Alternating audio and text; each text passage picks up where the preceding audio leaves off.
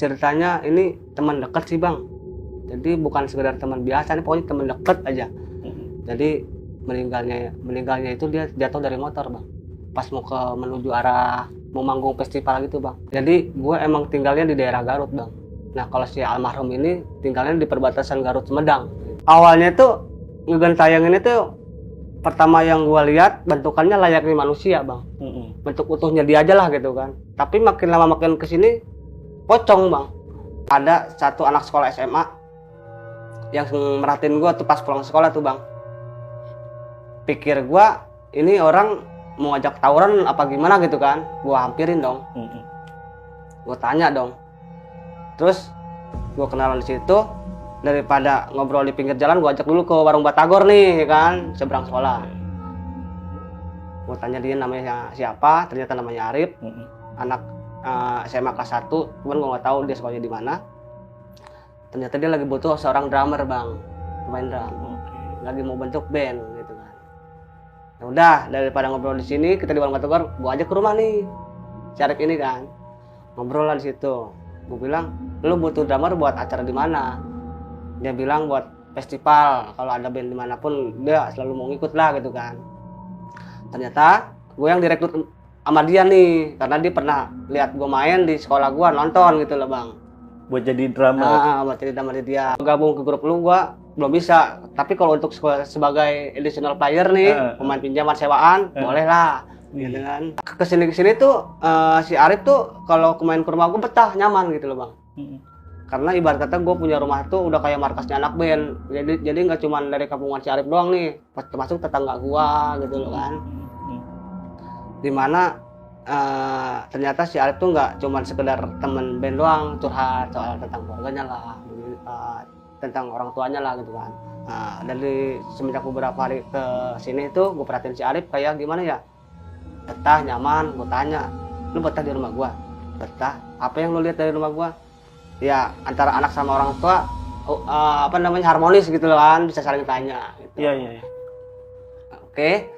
Dari situ gue tanya lagi, emang lu di rumah gimana? Ntar lu tahu aja lah sendiri, dia bilang gitu. Emang bang pas gue main ke rumah dia tuh dia kayak kurang kasih sayang sama orang tua. Jadi kalau ibarat kata orang tua yang ngasih kasih sayangnya itu cuma sekedar materi, diminta apapun dibeliin gitu kan. Orang ada lah gitu kan. Nah gue main ke rumahnya, emang dia punya studio sendiri bang gitu kan. Nah singkat cerita, acara nih main band kan, festival. Nah, dari situ gue sakit 2 minggu. Setiap dia manggung ini 4 orang ini selalu pada mabok dulu bang. Amer tuh kan anggur merah gitu kan. Nah yang capnya gambar orang tua tuh. Sebelum diminum tuh disembah dulu kan, orang-orang gila. Aing mah biar pede ya gitu, biar kuat mental aing gitu. Jadi dia biar kuat mentalnya gitu loh bang. Gue langsung geleng-geleng kepala dah bang ya kan. Dibilang, ayo Min main lagi nih di daerah. Waktu itu dia bilang di daerah Sumedang lah kan. Nah terus maaf Rip, gue nggak bisa, keadaan gue sakit. Gue bilang kan dari acara yang kemarin gitu kan, kalau bisa mah lu cari yang drummer lain aja dah.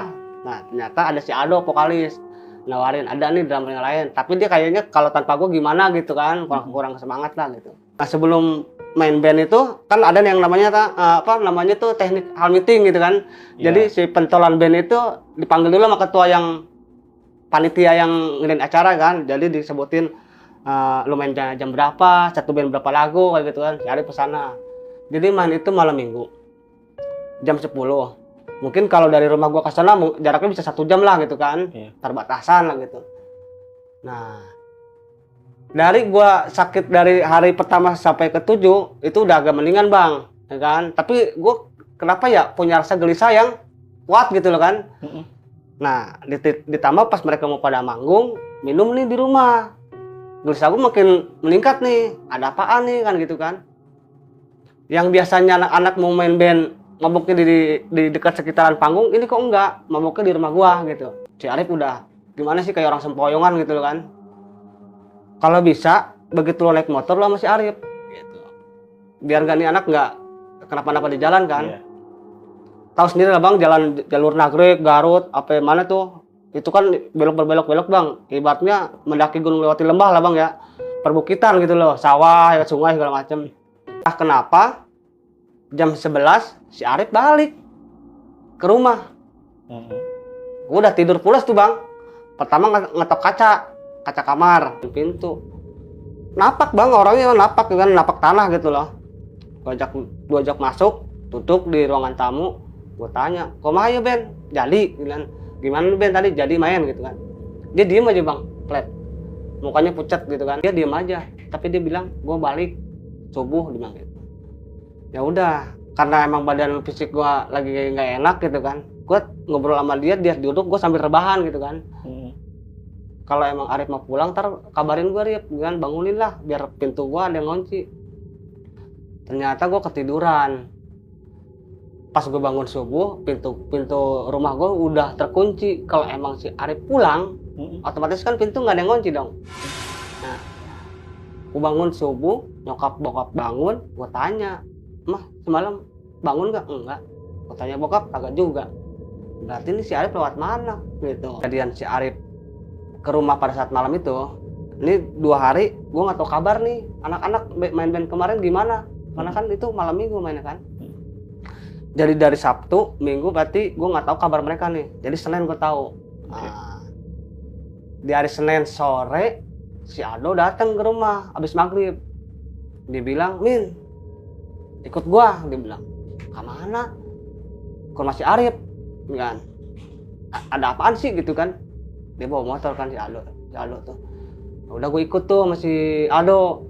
Tapi di rumah si Arif rame, kayak ada acara tahlil haulan gitu loh bang. Nah, gue belum berpikir bahwa si Arif itu udah meninggal, belum pada saat itu kan. Dia nunduk, gue tau lah ciri-ciri temen gue ya kan, sehari-hari lah gitu kan, main bareng nggak, nunduk gitu. Nah, nggak mungkin dong pada saat tahlil gue nanya siapa yang meninggal gitu kan. Bubaran orang tahlilan, gue nanya anak-anak personel yang lain pada diem aja nih. Tanyalah sama orang tuanya, maaf bu, siapa yang meninggal? Arif A gitu. Bilang gitu kan, kaget gue. Bilang, kapan kejadiannya? Itu pas mau acara festival di daerah Sumedang, dibilang gitu kan. Gue nggak mau tanya, gue nggak mau banyak ngobrol lagi. Yang jelas abis tahlilan itu gue tanya anak-anak satu, lu orang pada main ke rumah, aku pengen tahu nih kronologinya gimana gitu kan. Sama si Ado kan udah gue titipin kemarin, tuh ini kronologinya gimana. Enggak Min, gini, pada saat di pertengahan jalan jarak 10 meter si Arif tuh lebih dulu jalannya tuh, padahal motor dia tuh mati bang, lampang jaraknya tuh dia bawa motor tuh ngebut lah gitu kan, namanya juga orang mabuk ya. Pas belokan kepleset, si Arif jatuh dari motor. Ternyata si Aldo ngeliat jarak 10 meter itu. Mereka pada turun mau bantuin si Arif. Ternyata pas yang si Arif laluin banyak solar bang, kayak tumpahan solar gitu, licin kan ke jalan. Itu udah langsung di situ gimana ya, udah nggak bisa gerak aja tuh si Arif. Sempat dibawa ke klinik kata si Aldo. Nyampe rumah meninggal. Terus gue bilang gini, lu lapor polisi nggak? Enggak lah, orang ini kecelakaan sendiri kok, terkecuali kalau ketabrak, mungkin iya, dibilang gitu. Sekarang kita lapor polisi, ditanya keadaan mabok, kita juga yang salah. Selang dari situ, gua giniin, lu percaya nggak? Jam 11 malam pas lu pada berangkat, si Arif datang ke rumah, gue ituin. Anak-anak nggak ada yang percaya awalnya bang.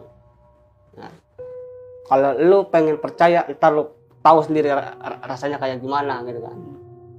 Nah, udah anak-anak pada tahu. 2 hari kemudian si Arif datang bang ke rumah, tapi bentukannya yang bukan bentuk dia yang seperti manusia bang. Jadi ceritanya itu jam 10 malam. Biasanya tetangga teman gue tuh pada main ke rumah, minta diajarin main drum lah, ya kan, minta ngulik lagu inilah gitu kan. Dulu tuh tahun 2007 masih ada zaman MP3 tuh bang. Nggak lama tetangga teman gue pulang, gue lagi dengerin lagu, 5 menit kemudian tuh baterainya habis MP3, gue taruh dong di meja. Itu posisi di ruangan tamu tuh bang. Gue sambil rebahan sambil tidur lah di kursi kan. Entah kenapa pintu ruangan tamu kebuka bang. Mending kalau kebukanya layaknya orang buka pintu, ini kayak dibanting. Dibanting, dar gitu. Terus hitungan menit kayak ada angin tuh kenceng bang di depan rumah gua. Kok di depan angin gede kenceng, tapi di pinggir gua ngeliat kaca dari samping nggak ada angin gitu. Nggak lama dari situ kemudian ada asap rokok kayak orang ngisep asap rokok gimana ya, berasap gitu. Makin lama makin gini solid bang, si Arif jadi pocong. Itu udah rusak bang, karena mungkin aspal kali. Pokoknya kayak kena aspal keseret gitulah, ini hancur nih. Kaget dong, pas kayak kata pintu dibanting aja udah gue prototin pintu lah pokoknya. Pas udah solid, gue udah posisi udah begini nih. Pandangan gue ke si Arif, badan gue udah mau belok, cuman nggak bisa gerak gue, asli. Udah pengen ngomong itu udah kayak orang kena penyakit asma bang, serius ya. Kaki udah kayak kram banget dah kan. Nggak lama bokap, gitu kan. Mana cari bokap tanya, lu belum tidur? Ngapain lu begitu? Kagak be, gue keram, gue alibi gue gitu aja. Padahal gue habis liat temen gue itu kan, udah malam, pintu nggak ditutup gitu kan. Lu tidur aja udah. Gue masih kepikiran si Arif tuh pada saat itu kan. Habis kejadian si Arif, gue nggak mau tidur di kamar sendiri. Gue ikut bokap. Bokap nggak nanya, cuman dia ngomong pintu nggak ditutup gitu kan, tutup gitu. Nah, dari situ kelar. Hilang tuh bang 2 hari tuh. Gue ngambil pemikiran positifnya, mungkin halusinasi gue aja kali ya. Tanya, Arif main gak ke rumah gitu kan. Almarhum? Iya gitu kan. Emang kenapa Min? Gitu. Semalam datang ke rumah gue jadi pocong gitu kan. Si Aldo kayak nggak percaya. Beginiin, jangan dulu langsung ke rumahnya dah. Kita doain aja ke kuburannya dulu kan. Kali gitu kan, abis ini nggak gangguin gua gitu. Abis gua ke kuburannya ngedoain sama anak-anak semua. Malamnya gitu lagi bang. Nyamperin gua. Emang masak gak? Masak sih tadi. Cuman udah habis. Coba deh mancing aja deh, mancing ikan gitu kata nyokap. Gua tanya bokap gua, "Be, mancing gak tadi?" Mancing. Pas gua nanya begitu, bokap lagi nonton Animal Planet gitulah, kayak hewan-hewan gitu. Pas banget gambarnya sungai Amazon sama sungai Nil gitu kan. Gua nunggu bokap sama nyokap tidur.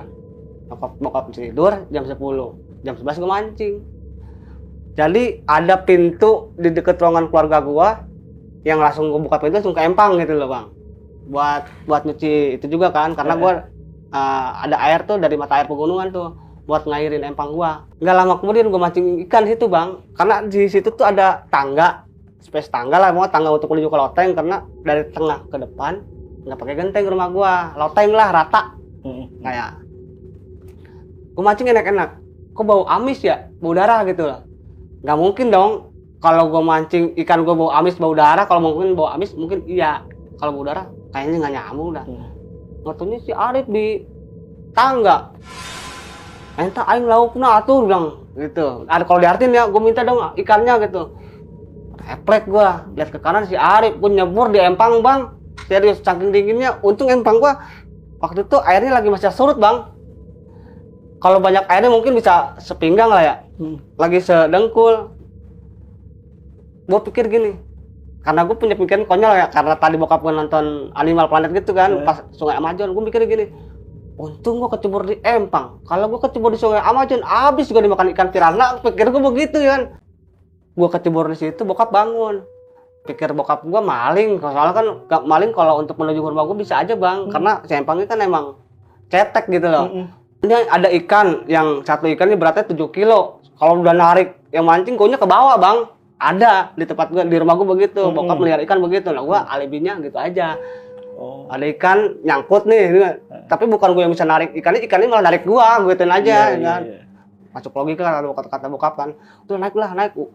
Udah malam, lu dapat berapa biji? Dapat 4. Lu besok aja makannya gitu, bokap. Dari situ lanjut nih, gua mencoba untuk menanyakan sama orang tuanya. Kebetulan pada hari itu si Aldo datang ke rumah. Emang setelah si Arif nggak ada nih, si Aldo sering main ke rumah bang. Ngajak yuk main ke rumah orang tuanya si Arif. Gue pikir ayo dah, gue sekalian pengen ada yang gue tanyain nih gitu kan. Akhirnya berangkat tuh 4 orang lah sama gue kan ke rumah si Arif, ketemu orang tuanya. Gue mau menanyakan nih, orang tuanya diteror nggak gitu lah. Gue datang, assalamualaikum Bu Haji. Emang orang tuanya Haji semua sih. Bu, Arif pernah datang kemari nggak, atau minimal neror lah. Lah emang kenapa dibilang gitu. Hampir tiap hari saya digangguin, diteror si Arif gitu kan. Awalnya orang tuanya nggak pernah mau jawab ya, Dia cuman nggak ada Arif ke sini, dibilang gitu kan. Kamu jangan ngada-ngada, tuh orang tuanya bilang gitu, kayak mau nutupin gitu lah bang. Udah selang dari situ sama orang tuanya diarah lagi nih ke kuburan si Arif nih. Cuman gue udah lupa itu hitungan hari keberapa lah ya.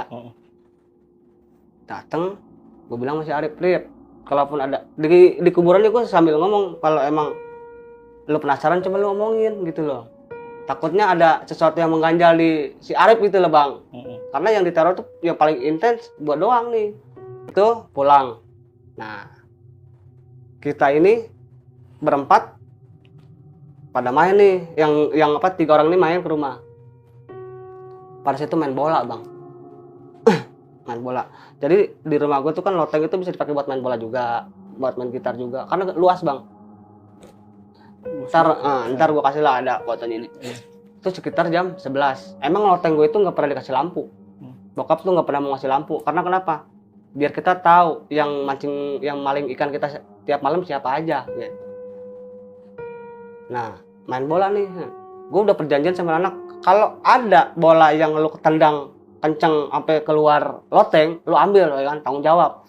Jadi kalau misalkan itu bola jatuhnya ke sebelah kiri, betul ke empang, lu ngambil ke empang dong, mau nggak mau kan. Nah ini nendangnya si Aldo kenceng kan ke kebun orang ke sebelah, karena gelap kebun. Si Aldo ngambil tuh. Nah salahnya si Aldo, bolanya nggak begini, dia megang, dia begini. Oke. Kan? Udah nyampe di atas, nih bola, bubar semua bang anak-anak. Dari situ gimana ya? Dalam artian ya kita orang pada bingung lah ya kan. Si itu juga udah baru percaya sama omongan gua gitu. Iya, ternyata si Arif neror nggak cuman ke gua. Ini anak-anak udah sepakat nih, udah percaya sama omongan gua ya kan. Yang pertama kita datang orang tuanya bilang nggak ada apa-apa gitu kan. Nah beberapa hari kemudian gua berempat inisiatif ke rumahnya orang tuanya si Arif. Nah nanya lah ke bapaknya, ibunya kan waktu itu nutupin tuh. Bapaknya bilang dia sering dengar suara gitar bunyi sendiri, karena si Arif kan punya studio bang. Iya. Nah, terus ampli buat gitar, sound gitar bunyi sendiri, kadang nyala, kadang mati gitu. Bahkan dia punya adik nih, pas 6 SD atau kelas 1 SMP gue lupa. Adiknya juga pernah lihat, ada tuh di studio kata adiknya gitu. Tapi diem sambil duduk gitu, kayak pucet darat sama nangis kata adiknya bilang begitu. Emaknya belum pernah ngelihat Arif, cuman kalau untuk suara gitar sering dengar katanya. Masalah mau sempat ke rumah Kiai lah, pengen tahu nih solusinya ngapain gitu kan. Iya. Selang dari situ entah mungkin almarhum semasa hidupnya punya utang, nggak pernah punya utang dalam arti kan. Atau mungkin hidupnya pernah ngejalin jahat sama orang, nggak pernah gitu kan. Ya udah coba ambil air lah kalau nggak salah, kita doain lagi ke sana gitu. Nggak mempan bang. Nah sambil mabuk nih, biasanya kan anak pada mabuk kan. Ini pada sadar nih. Main ada yang ngomong, aing miluan atuh. Gua pengen ikutan. Si Arif juga dulu masa sebelum meninggalnya sering main PS tuh. Gua juga pengen ikutan. Anak-anak sotak pada main lihat-lihatan muka nih. Gua ngeliat si Aldo yang ngeliat sana pada bingung. Kayak ada suara si Arif. Iya ada.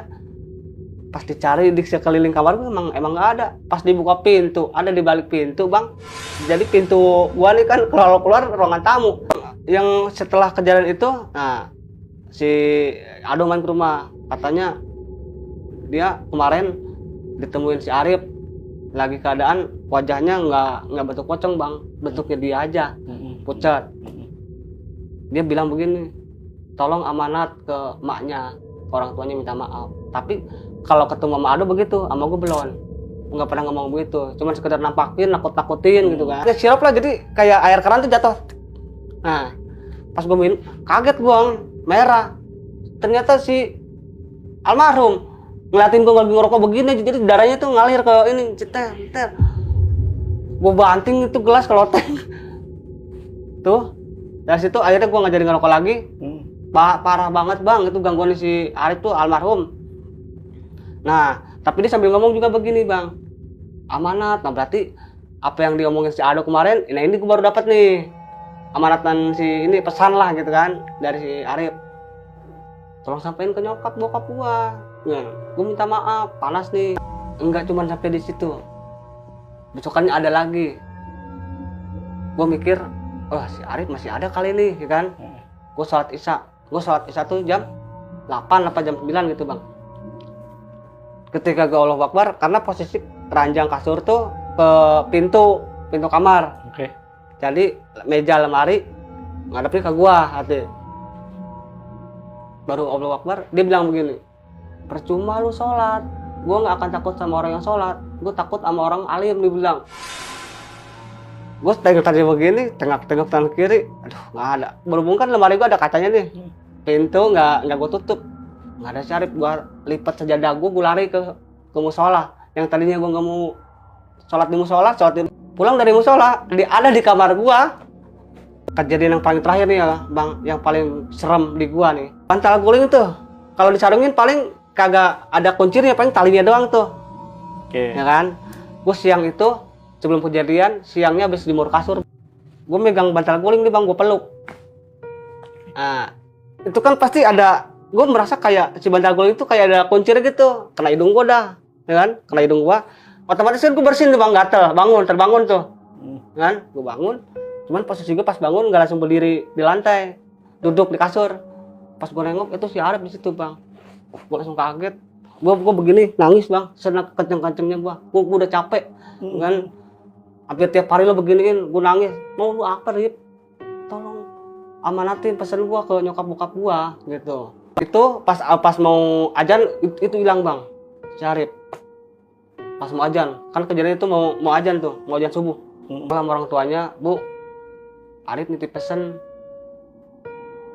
dia minta maaf sama ibu sama bapak gitu. Gak lama kemudian si Arif ini masuk ke raga adiknya. Adiknya kesurupan si Arif. Masuk ke badannya si adiknya kesurupan, panggil lah kiai, ya kan? Dia cuma bilang, "Mah, Pak, Arif hampura," dia bilang, minta maaf. Ternyata si Arif tuh menceritakan masa hidupnya dia nih. Ternyata dia sering ngambilin uang orang tuanya bang. Orang tuanya kan pengusaha nih bang, yang emaknya dagang sayuran, bokapnya tukang elektronik lah kan. Jadi uangnya dia tuh nggak pernah habis bang, uang jajan dia tuh. Ya kan, tapi sering bantu orang gitu loh bang. Jadi kita nih, gue sekolah, gue aja nggak pernah megang yang namanya tiap hari uang sampai 500.000, sampai 1 juta. Tapi kalau gue pikirin lagi sampai dalam, orang tuanya orang berada loh, nggak mungkin dia maling ke tempat lain kan gitu. Nggak taunya dia minta maaf terus tuh orang tuanya, iya Rip, mama ngampura, mama maafin, dia bilang gitu kan. Udah Arif yang tenang gituin kan. Akhirnya masih kayak itu, ya bisa lah dihilangin kan, si adanya udah waras lagi lah, ibaratnya udah normal gitu. Nah kita rame-rame ini kayak yang lain selain gua nih ya, anak-anak yang lain udah besok pagi ke makamnya Arif gitu lah. Ibu udah ikhlasin kan, kita doain lagi nih si Arif gitu. Dari semenjak itu udah beres, udah dikasih ke musola, si Arif sempet datangin ke gua tuh sekali terakhirnya tuh malam jam 9 lah. Tiba-tiba dia duduk aja di kasur gua kan.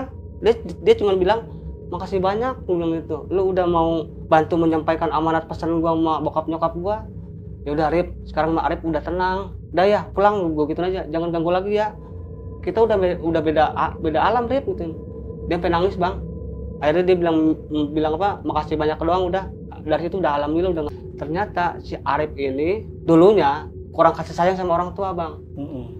Jadi kalau orang tuanya kalau untuk urusan materi pasti dikasih. Tapi kalau si Arif ini minta apa ya, kayak keharmonisan keluarga, kayak nggak diakuin sama keluarganya lah, sama bapak sama ibunya, kayak disepelein lah gitu. Jadi kalau orang tua yang punya anak ya tolonglah ilmu agama dikasih. Pokoknya rasa kasih sayang sama anak tuh jangan cuma dari materi lah Bang gitu Bang. Jadinya begini gitu. Jadi anak nggak tahu agama, nggak tahu hal-hal yang baik lah gitu Bang.